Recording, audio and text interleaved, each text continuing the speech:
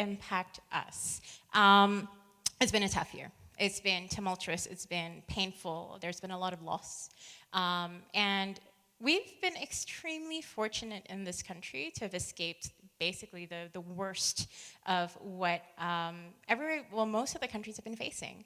The fact that we're all in this room, this is a real privilege. The fact that you're in here, that you're healthy, that you're safe, is really a huge, huge thing that we all should really appreciate. So things have changed a lot for a lot of people, but especially when we start talking about how people work. I don't want to sort of diminish the gravity of the situation of the year, but the way we have worked and how we interact with each other has changed drastically and dramatically this year.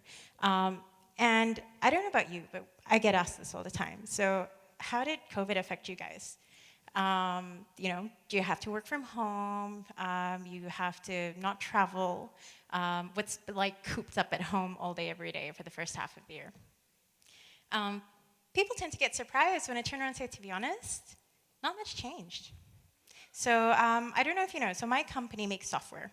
And when we started 6 years ago, we made a real point to make it a company that we actually wanted to work at.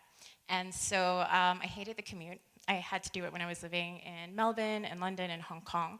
Whenever I visited New York for work, the worst thing was really the subway. And so we made a point to really make our company as nice to be at, nice to work at as possible. And after being exposed to a lot of how other people work around the world and the technologies that we were dealing with, we were very confident that this was the future of work. And so 6 years ago, we decided to do this, and since then, that's all we've ever known. So when COVID hit, things were business as normal from the get-go. Day-to-day operations were fine, nothing changed, and to be honest, we saw an uptick in our demand. But COVID's gonna be very different for you. It's gonna mean very differently for you, for those of you who are entering the world of work. And I have to really just mention this to you. I don't envy a lot of people who are graduating this year, or next year, or the year after that, because you have a huge challenge ahead of you. This is not the world that my parents grew up in. My dad had to be pushed out the door to go and get his diploma overseas, even though he was like, I'm not really too interested. And they handed him a job anyway, because the country really needed workers. That is not the world you're living in. And so I don't really want to get your hopes up too high, but I really want to show you what the realistic situation is and really give you the right tools that you're going to need to be able to navigate that. There you go. So I don't know if you've read the headlines lately or the past few years. Unemployment's been really bad in Brunei. And the unemployment rate, I know that's in 2018, but what was shocking to me when I looked this up was that we had the highest unemployment rate in all of Southeast Asia. We're a very wealthy country. We're a very educated country. And what's even more shocking is that 40% of the unemployed had tertiary education. So we're not lacking in education. We're not short of investment and putting you guys through school and making sure you get the right degrees. But you're not getting the jobs. And I certainly do not envy having to look for work right now. So how is COVID affecting this for you? Because it was already really bad before COVID. It wasn't easy, and I'm not gonna mince words. And COVID's gonna make it a lot harder. But one other thing I wanted to highlight before we get into what will happen after COVID is that even before COVID, we were going through, and we're currently in the midst of, Industrial Revolution 4.0. And this brings about a whole host of different technological advances that's going to change the way we all function in our day-to-day lives. But with that comes drastic change. And as you can see here, almost 50% of all jobs across all industries will be affected by automation. And when I say affected, it means they're out the door. They're not going to be the same ones. And you might think, you know what, I'm going to get a degree, or I'm going to get that vocational course.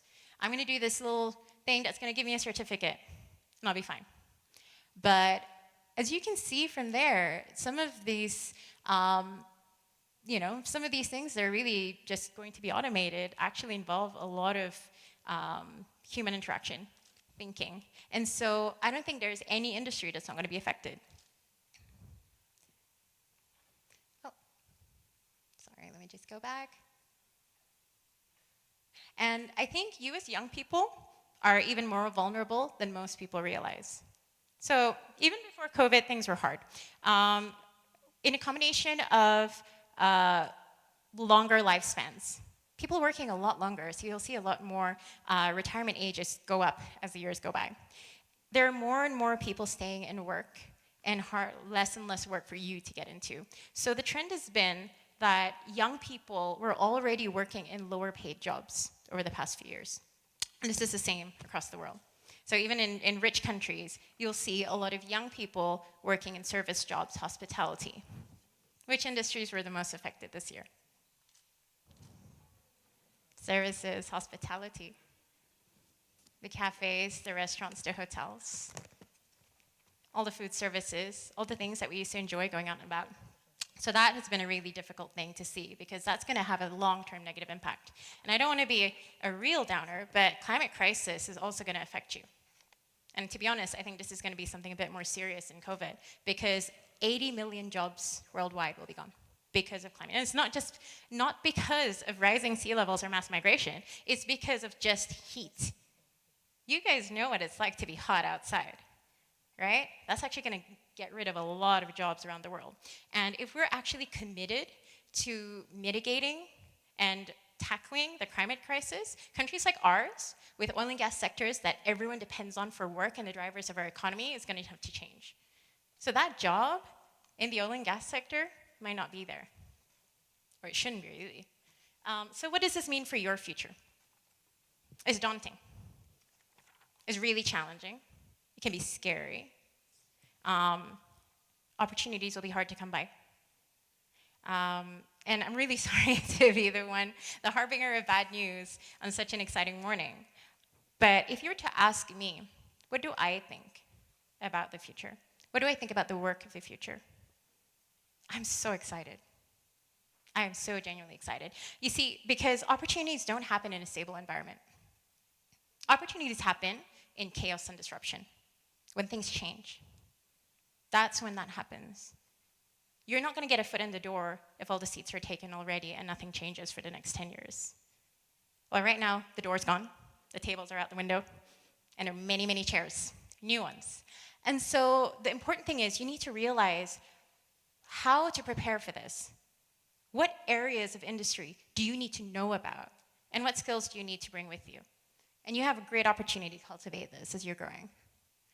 So, sorry, you can't see all that. Okay, there you go. But one thing that you need to know is that anything that requires repetition, anything at all that can be done by hardware, software, will be replaced. That will be gone. What will stay are things that require your analytical thought, your imagination, your creativity, something that makes you unique. Those are the industries that are going to stay. And so knowing that and knowing the skills that employers are now looking for is really important. These are the ones you need to cultivate. Right now, schools are still teaching us to memorize things. They're testing you on what you remember. That's no longer going to be important. It's about how you think. It's about what you bring to the table and the value that you can bring to the organizations that you want to work with or the communities you want to serve. These are the different industries that are going to see an uptick trend or already have and are just being accelerated by COVID-19. Digitalization on all fronts, especially for healthcare and education, because you're going to have to keep training yourselves over and over and over again till the day you die. That's not supposed to be scary, by the way. That's supposed to be exciting. But, everything else is really revolving around these technologies, and the world is very different. I'm running out of time, so I'm going to be really quick. These are some of the technologies that are raising. So things that involve the internet, artificial intelligence, these will shape the opportunities that you face and how you can fit into those situations.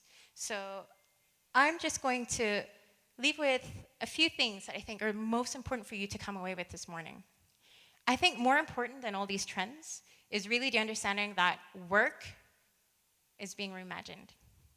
What we mean by work, what we understand as work that was defined by the Industrial Revolution 200 years ago, is so different now. And it's going to even continue to be drastically different as you see the next few years. Productivity does not mean time. It doesn't mean 8 hours a day in the same spot. That doesn't mean that you're productive. And so even though employers need to understand that that's the new way of working, you need to appreciate and give the ability for people to do that. You as employees, or people who are trying to be productive in your society, you need to show your value. You need to make every hour count, and you need to show it. Your presence doesn't mean physical presence in the same location, just like what Steve said earlier, right? Everyone around the world is in competition now.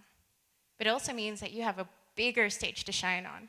And employers are looking for those who have the discipline and focus to be able to give their presence regardless of where they are. You're no longer going to have someone over your shoulder. You have to work independently. Integrity and trust will be the key value adds that you need to be able to show, actually show, when you're looking for work. Last but not least, diversity is going to be far more important than homogeneity. You're no longer going to have a company full of MBAs. No one wants to see the same way of thinking. They're not going to get away differently from all their competitors. It's an amazing time to embrace your unique value proposition as an individual. Not as a business, not as a company, but as an individual. What do you bring? What makes you unique is far more important now than ever before, and it's time to cultivate and define that, because that's what you're selling. So I know I'm out of time. Oh, last but not least, the value of social good. I'm so excited that now you don't have to choose between doing good and making money. Social enterprises are so normal now.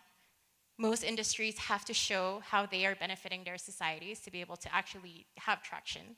And so this is such an amazing opportunity for all of you to really not only do what you love, but do good. And so I really urge you to think and be excited about that. So as I wrap up, I want to leave you with 3 challenges.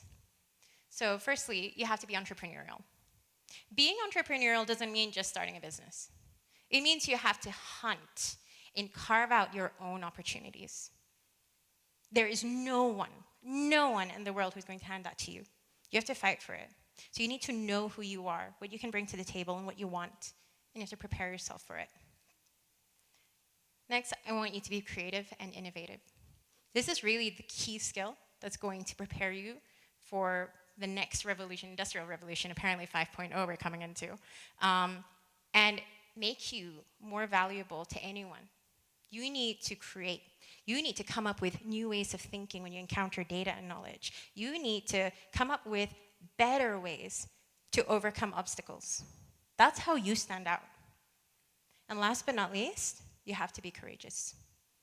There was a question earlier for Dr. Fee, what to do if you're butting heads with your parents. The world you live in now and the world you're going into bears no resemblance to what your parents lived through. None whatsoever. And you have to respect their knowledge and their advice and their care. But you have to also understand it's on you. You have to take the responsibility for your life and define your destiny. You have to be the one to proactively prepare yourselves for the volatility that is the reality nowadays. No one but you. And you need to be excited to embrace the responsibility to really fix the problems that you see around you. Because really, that's it. It's your turn. So you have to step up and take that role. Thank you. Thank you very